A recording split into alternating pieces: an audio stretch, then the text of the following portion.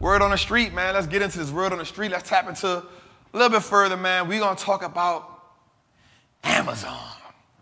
So, J.P. Morgan and Morgan Stanley said that Amazon is their top pick of the year. It's kind of interesting to me. They didn't say Apple, right? I have nothing against Apple. Like, I'm not lying. I don't have nothing against Apple. I own Apple, right? But why did J.P. Morgan and Morgan Stanley say Amazon is their top pick of the year? Rosalind, thank you for the super chat. I appreciate you, beloved. Yes, we appreciate the super chats for sure, man. Thank you. Right? So Amazon is a big, is it the big tech big dog? That's what I want to know. Like, is Amazon the big tech big dog? Now, here's what I want to say.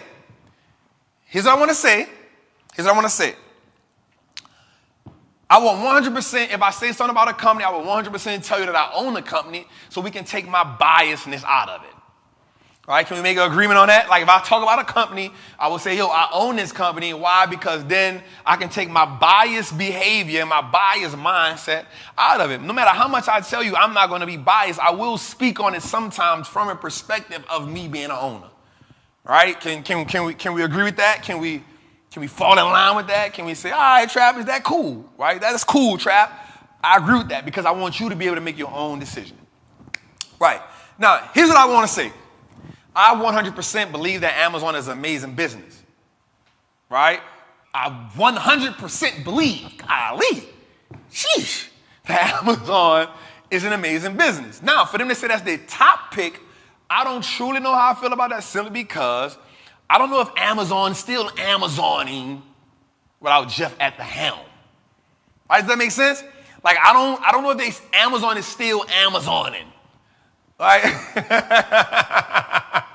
Right? I don't know if they're still Amazoning with Jeff not being at the helm. Now, Jeff is still on the board of directors, right? But what I will say is Amazon is truly making some amazing moves. I like the fact that they are in healthcare, which is amazing. I like the fact that Prime is 100% ramping up with better content. I like the way they have Prime attached to like next day shipping and the streaming. I like how they wrap that bundle up. That is a great business model. Wait up, if you're an entrepreneur, right? I'm always going to speak to my entrepreneurs because I'm one as well. I want you to know something as an entrepreneur. Find a way to wrap services up in one.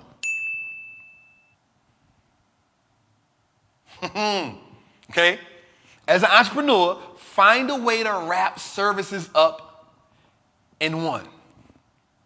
Right? Find a way to maximize two services in one. That way your consumer or your client looks at it as an undeniable offer. Right? So let's break this down. So Amazon, what they do is they say, hey, listen, if you're a Prime member, not only do you get next day delivery, but guess what you get too? Guess what you get too? You get streaming service. You get a streaming service as well. So you get next day delivery, you get streaming services as well. So now when Amazon produces its numbers, right, Prime is one thing, and the subscriber from the streaming is another thing, but yet it's all in one. So now when they're competing against their competitors, we're saying, yo, Netflix is doing this, Google is doing that, Apple is doing this.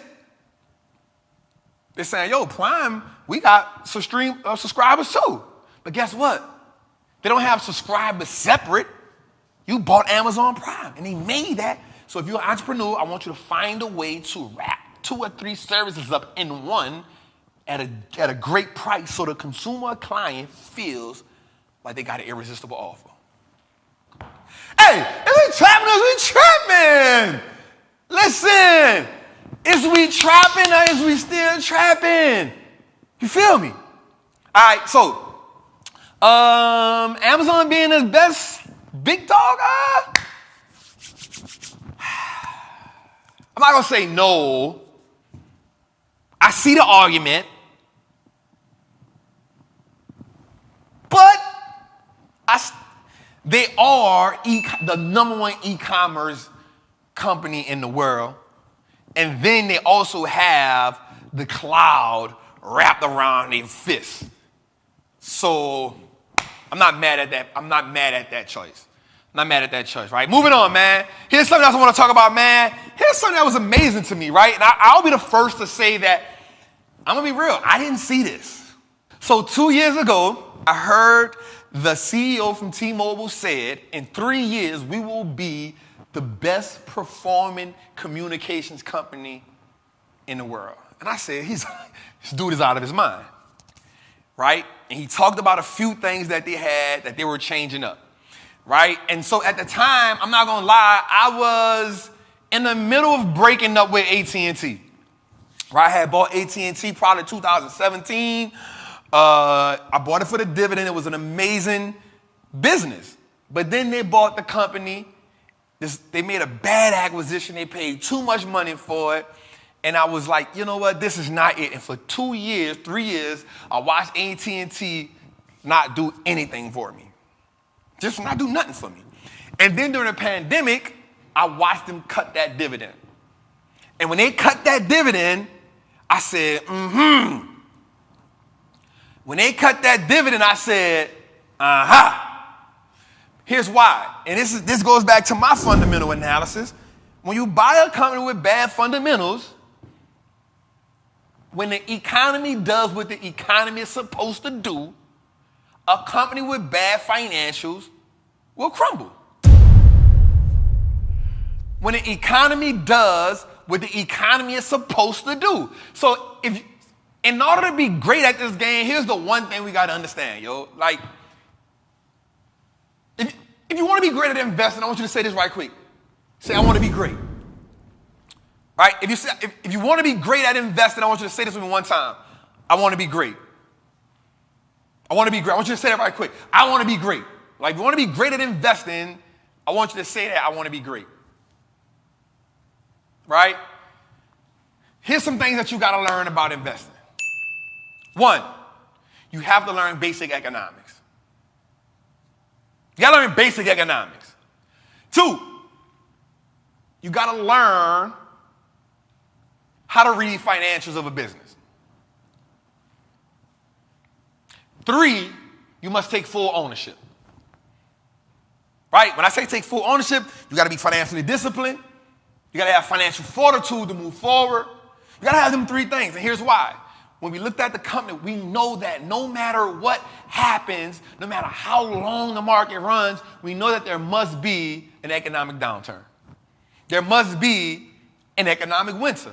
So what happens in an economic winter if a company has bad management, a bad balance sheet? At some point, that company is going to do what? It's going to fold. It's going to crack. Right? And so the reason why we don't like companies with bad balance sheets is because when the pressure is on, those companies will crack. So most people say, hey, I want to be a dividend investor. Trap. Well, you should have a criteria for those dividend companies.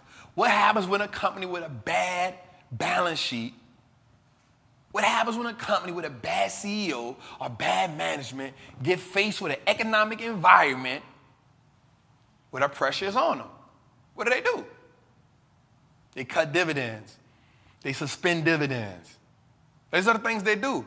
And now the reason why you bought the company is no longer there. And then the reason why we bought the company is no longer there. So, when the man said that, I was like, he's out of his mind. But I didn't have faith in AT&T no more.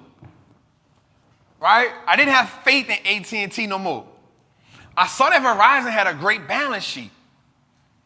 I said, he's out of his mind. There's no way this can happen. And here's what happened.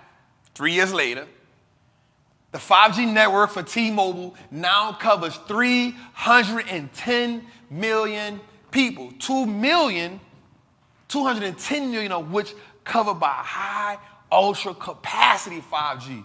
That is double what Verizon does and is significantly larger than what AT&T does. So that means as we go into the 5G, as companies have switched over, they doubled what Verizon did and it significantly beat out AT&T. This was in a 3-year time span. Here's the next thing they did. They increased free cash flow from $6 billion to $13 billion in a 3-year time span. And they are expected to grow to $29 billion, which can help the company buy back stock and make more investments. They added 5.5 million in total post-paid subscriptions from last year to now, which is significantly more to their competitors. So when I just did the numbers and the research, I'm like, damn, I see it. And here's what happens. This year alone, T-Mobile stock is up 25%, while Verizon is down 20%, AT&T is down 9%, and T-Mobile stock, a communications company, is whooping the piss out of the S&P 500.